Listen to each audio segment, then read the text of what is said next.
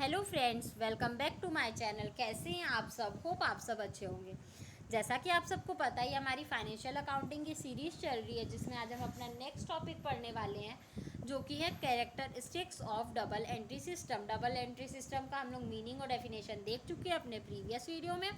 जिस किसी को मीनिंग और डेफिनेशन देखना हो वो मेरा प्रीवियस वीडियो चेक कर सकता है। इस वीडियो में हम लोग देखेंगे डबल एंट्री सिस्टम के क्या क्या कैरेक्टरिस्टिक्स होते हैं। फर्स्ट पॉइंट है वो है हमारा every business transaction effects two account. One of them is debited and other is credited. Certain transaction में effect more than two account, but the amount of the account to be debited and credited will always be equal. देखिए, हर जो business transaction होता है, business में जो भी transaction होते हैं वो एटलीस्ट टू अकाउंट को इफेक्ट करते हैं। एक साइड हमारा डेबिट होता है और एक साइड हमारा क्रेडिट होता है। कभी कभी किसी कंडीशन में, किसी ट्रांजैक्शन में ऐसा होता है वो दो से ज़्यादा अकाउंट को इफेक्ट करता है, लेकिन उस कंडीशन में भी जो डेबिट का अमाउंट होता है और क्रेडिट का अमाउंट होता है वो इक्वली होता है। ठीक है, जैसे कि परचेज फर्नीचर फॉर कैश, तो जो फर्नीचर आया वो हमारा डेबिट हुआ और जो कैश आया, वो कैश जो हमारे बिजनेस से गया वो क्रेडिट हुआ। तो अगर कोई भी कंपनी बिजनेस में मान लीजिए फर्नीचर परचेसिंग कैश को देकर, तो फर्नीचर उसके लिए डेबिट हो गया और कैश उसके लिए क्रेडिट हो गया। तो ये दो अकाउंट को इफेक्ट किया, एक फर्नीचर अकाउंट को, एक कैश अकाउंट को। इसीलिए बोला गया है कि जो भी बिजनेस हो उसमें अगर किसी भी तरीके का ट्रांजैक्शन हो रहा है तो वो एटलीस्ट टू अकाउंट को इफेक्ट करता है। नेक्स्ट है आपका recording is made according to certain specified rule. अब जितने भी चीज़ रिकॉर्ड की जाती है वो ऐसा तो नहीं कि कुछ भी कहीं भी रिकॉर्ड कर दे, कुछ भी कहीं डेबिट साइड, कुछ भी कहीं क्रेडिट साइड रिकॉर्ड कर दे। इसके लिए पर्टिकुलर एक रूल बनाया गया है, उसी को फॉलो करना होता है हर बिजनेस को। जैसे देखिए, in double entry one account is debited and the other is credited. जैसा कि हम लोग जानते हैं डबल एंट्री सिस्टम में क्या होता है, एक अकाउंट डेबिट होता है तो दूसरा अकाउंट क्रेडिट होता है। It does not mean that any account may be debited or any account may be credited. There are certain rules for debiting and crediting, and debit and credit are made on the basis of this rule. The three rules are. इसका मतलब ये नहीं कि आप किसी को भी debit किसी को भी क्रेडिट कर दे, कहीं पे भी डेबिट का अमाउंट कहीं पे भी क्रेडिट का अमाउंट लिख दे। इसके लिए बेसिकली 3 रूल बनाए गए हैं डेबिट और क्रेडिट के लिए। उसी 3 रूल को फॉलो करके कोई भी बिजनेस किसी भी तरीके के ट्रांजेक्शन को रिकॉर्ड करती है। देखिए वो 3 रूल क्या है। Debit what comes in and credit what goes out. Business में डेबिट वो होता है जो कि आता है, क्रेडिट वो होता है जो कि जाता है।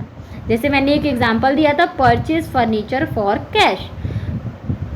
कोई भी बिजनेस है वो अगर फर्नीचर परचेज की तो फर्नीचर आया तो वो डेबिट हुआ, कैश गया तो वो क्रेडिट हुआ। Debit the receiver, credit the giver. Debit वो होता है जो रिसीव कर रहा है, जैसे फर्नीचर बिजनेस रिसीव कर रहा है तो वो डेबिट हुआ, और कैश क्रेडिट द गिवर यानी जिसको देना है वो क्रेडिट हुआ। ठीक, debit all expenses and losses and credit all income and gain. जितने भी एक्सपेंसेस या लॉसेज होंगे उनको डेबिट साइड शो करेंगे और जितने भी इनकम या गेन होंगे उनको क्रेडिट साइड। ठीक, रूल 1 बोला है debit what comes in, credit what goes out. जो आया वो डेबिट, जो गया वो credit. Real account applies on business assets. Rule 2 बोल रहा है, इसमें क्या होते हैं, रियल अकाउंट अप्लाई होते हैं। ठीक, रूल 2 बोल रहा है debit the receiver, credit the giver. जो रिसीवर है उनको डेबिट, जो गिवर है जिनको देना है उनको क्रेडिट। ये हो गया हमारा personal account, applies to personal organization. जो भी जितने पर्सनल ऑर्गेनाइजेशन हो वहाँ पे ये अप्लाई होता है। थर्ड रूल है हमारा debit all expenses and losses, credit all income and gain. जितने भी एक्सपेंसेस या लॉस है उनको डेबिट करो, जितने भी इनकम या गेन है उनको क्रेडिट करो।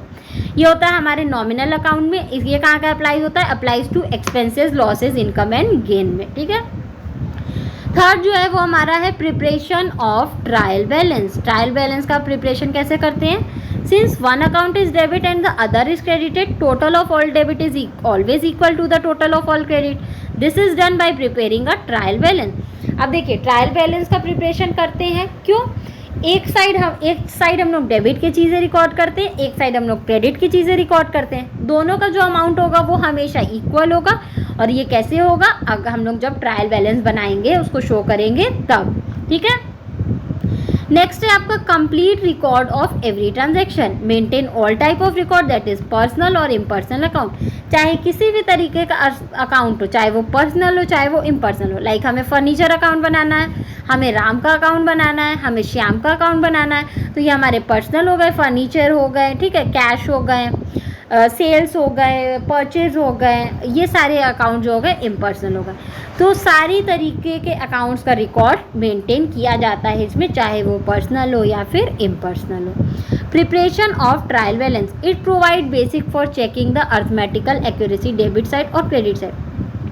बेसिकली जो हम लोग ट्रायल बैलेंस बनाते हैं वो हम लोग ये चेक करने के लिए बनाते हैं कि जो भी कंपनी का डेबिट साइड और क्रेडिट साइड है वो इक्वल है कि नहीं।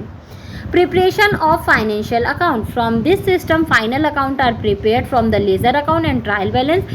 Trading and PL account is prepared to arrive at net profit or loss for the year.